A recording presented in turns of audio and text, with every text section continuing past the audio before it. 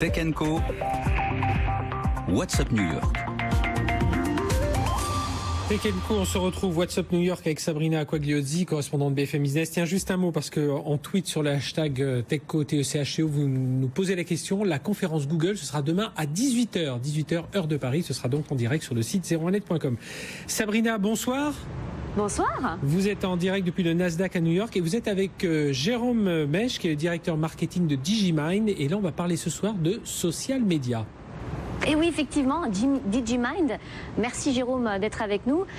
Vous êtes installé ici aux États-Unis. Digimind aide les entreprises à analyser les réseaux, les médias, les réseaux sociaux et l'e-réputation. Concrètement, ça veut dire quoi et quel est le but ? Tout à fait. Alors Digimind, c'est un éditeur de logiciels d'analyse des réseaux sociaux et d'e-réputation. Donc on travaille avec des grandes marques telles que LinkedIn, dans Nestlé, tous les secteurs ?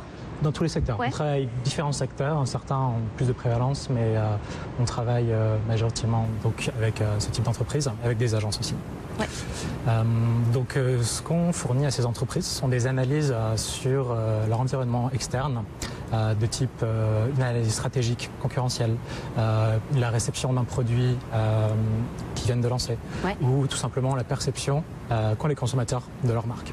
Tout ça en fait pour alimenter leur stratégie marketing et leur permettre de s'améliorer, ainsi que d'adapter leurs produits à un marché plus adapté. Bon, vous vous êtes lancé ici aux États-Unis là, il y a l'année dernière, mi-2015 je crois. Vous êtes 12 aujourd'hui installés aux États-Unis avec de grandes ambitions.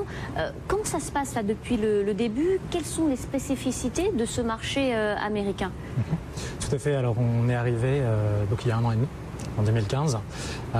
Donc on est arrivé, Mohamed El Haddar, qui est le directeur... qui est installé, qui est venu ici, qui vous a pris au passage. Il m'a kidnappé, tout à fait. Ouais. Donc on est arrivés tous les deux à New York.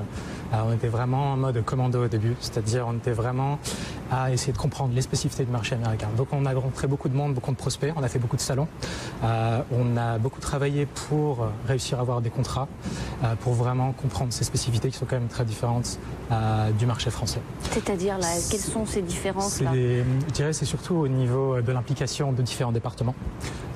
Donc tout ça c'est le fait qu'on ait compris que ce marché américain est différent, donc en termes de besoins, en termes on va dire de développement de la solution au sein des départements et des entreprises.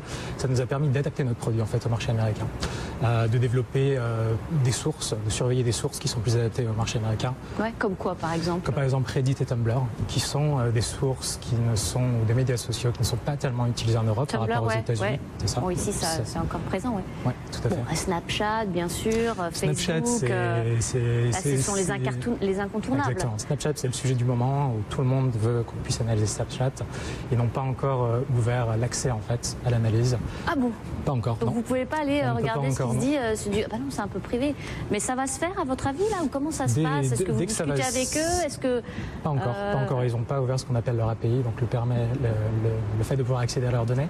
Mais dès qu'ils vont l'ouvrir, on va être de nombreux à se jeter dessus. Ça, c'est sûr. Oui, j'imagine. Bon, vous êtes nombreux, oui, parce que vous n'êtes pas les seuls non plus à faire ce que vous faites aujourd'hui, notamment ici aux États-Unis. Vous côtoyez les géants. Il y a comme Salesforce qui est dans le même domaine. Tout à fait. Qu'est-ce qui vous différencie, vous? Tout à fait. Alors, je dirais que la première chose, c'est notre background, en fait. Donc, Digimind, c'est quand même une entreprise qui a 18 ans. 18 ans? Avant la naissance des réseaux sociaux. Vous avez démarré, vous êtes lancé en 1998? Pas moi, personnellement, mais l'entreprise en général. Oui, la société, là. Ouais. Et du coup, c'était plus focalisé sur des projets de veille stratégique, de veille concurrentielle, de market intelligence. Donc, on a une vraie expertise dans ces projets-là, qui ont été menés partout dans le monde, d'ailleurs. Et ce qui nous a permis justement de comprendre les spécificités des solutions de social media monitoring qui n'étaient pas adaptées au marché.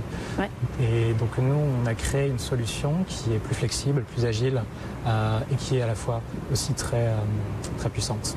Notre vision, là où on se différencie, c'est que quand on parle de la réputation d'une marque, de l'image digitale d'une marque, pour nous, il y a vraiment 3 composantes qui sont essentielles.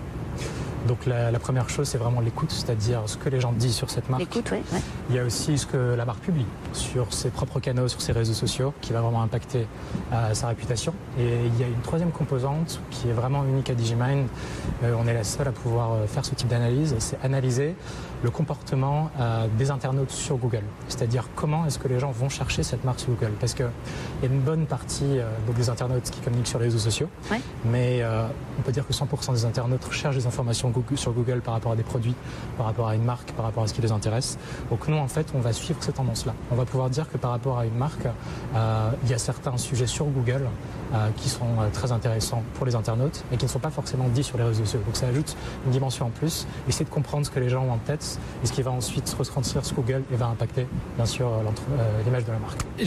Jérôme Mèche, on parle beaucoup d'intelligence artificielle dans toutes ces technologies. Est-ce qu'aujourd'hui, ça va provoquer un nouveau souffle pour des sociétés comme Digimind aujourd'hui? Est-ce que vous travaillez déjà dessus? Puis ça demande aussi pas mal de capacités de financement, de travailler sur ces intelligences artificielles. C'est des algorithmes, c'est des chercheurs, c'est des mathématiciens, c'est beaucoup de ressources informatiques. Est-ce que vous travaillez là-dessus? Est-ce que vous travaillez, je vais répéter Frédéric parce qu'il semblerait qu'il y ait quelques problèmes avec l'oreillette de notre invité. On parle beaucoup de l'intelligence artificielle, grosse thématique bien sûr. Est-ce que, et il faut pas mal de moyens, est-ce que vous travaillez là-dessus? Tout à fait. C'est un sujet de fond en ce moment chez Digimind. Donc la roadmap a été annoncée, la roadmap produit ces dernières semaines. Les grandes rotations à venir vont être basées justement sur l'analyse prédictive. Ouais. On va utiliser beaucoup d'algorithmes intelligents qui vont permettre d'apprendre par rapport aux analyses faites avec le logiciel. Les axes de recherche qui sont très intéressants et qu'on est en train de développer, qu'on travaille déjà, c'est tout ce qui est par rapport au comportement du consommateur sur Internet, donc ce que vont dire les gens. On va au-delà de l'analyse. Vous savez, on a dit quelque chose de positif, de négatif sur ma marque. Nous, avec ces algorithmes intelligents, on travaille sur des projets qui permettent de reconnaître les émotions. Ouais. La joie, la tristesse, la colère liée à une marque, liée à un produit qui ne marche pas. Également des choses plus liées à l'intention d'achat. Parce qu'une bonne partie de nos clients en fait, utilisent ce logiciel pour pouvoir détecter des opportunités business. Quelqu'un qui est en train de chercher un produit, quelqu'un qui compare de produits. Donc on va pouvoir, avec ces algorithmes intelligents qui apprennent en fait, en fonction des cas, à réutiliser ces mots-clés et cette sémantique dans d'autres cas, dans d'autres secteurs, pour permettre du coup d'avoir une analyse du comportement du consommateur encore plus précise. Ouais. Et alors ça va peut-être vous aider dans vos objectifs là, parce que vous êtes quand même vous avez pour ambition de devenir numéro 1 ici aux États-Unis dans 3 ans. Tout à fait, c'est ça. Donc, et c'est même, on va dire que la vue plus globale, c'est de devenir numéro 1 mondial. Ouais. Donc c'est une grosse ambition. Et donc ça passe forcément par les États-Unis avant. Et donc sur les 3 ans, on cherche en fait à tripler notre chiffre d'affaires par 3. Donc chaque année, sur les 3 ans à venir. Avec une stratégie commerciale et marketing très agressive et aussi une stratégie beaucoup axée sur l'innovation. Ouais. Vous analysez pas seulement, vous n'avez pas seulement les entreprises, je crois. Je crois que vous avez aussi votre petit lot concernant la présidentielle et les élections. Dites-nous comment ça marche, tiens. Tout à fait, c'est un sujet qui nous tient très à cœur. C'est-à-dire que, bien sûr, on travaille principalement pour les entreprises, mais on s'intéresse également donc aux désirs et aux attentes de la population américaine. Ouais. Donc en ce moment, on utilise notre logiciel pour essayer de comprendre les attentes qu'ils ont des politiciens et des présidentielles en général par rapport à différentes thématiques donc, que sont les finances, les taxes, l'emploi, l'immigration, le développement durable, etc. Et donc tout ça dans le but bien sûr par la suite de pouvoir mieux répondre aux attentes de cette population. D'accord. Mais alors là, du coup, c'est qui? C'est la campagne de Hillary Clinton ou de Donald Trump là, qui vous pose des questions ou C'est ça, c'est entre autres ce qu'on analyse en fait. C'est vrai que ça, c'est toujours plus, on va dire, plus plaisant à analyser, c'est-à-dire voir la part de voix, qui est-ce qui a la cote de popularité la plus élevée à New York ou dans un autre État, etc. Mais au final, je pense que le cœur du sujet, c'est vraiment de comprendre l'attente peuple américain concernant ces différents sujets et savoir après comment pouvoir leur adresser ça. Digimind, donc merci beaucoup d'avoir été avec nous dans les studios du Nasdaq.